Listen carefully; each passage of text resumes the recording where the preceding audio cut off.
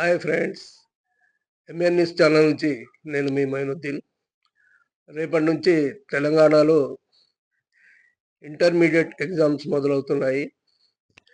దీనికి గాను ప్రభుత్వం అన్ని ఏర్పాట్లు చేసుకుంది.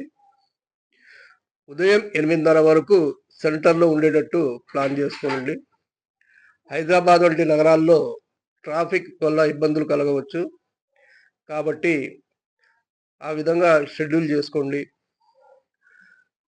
సెంటర్ అడ్రస్ కోసం హాల్ టికెట్ పై ఉన్న క్యూఆర్ కోడ్ని కనుక మీరు స్కాన్ చేసుకుంటే గూగుల్ మ్యాప్లో మీకు సెంటర్ అడ్రస్ త్వరగా దొరుకుతుంది.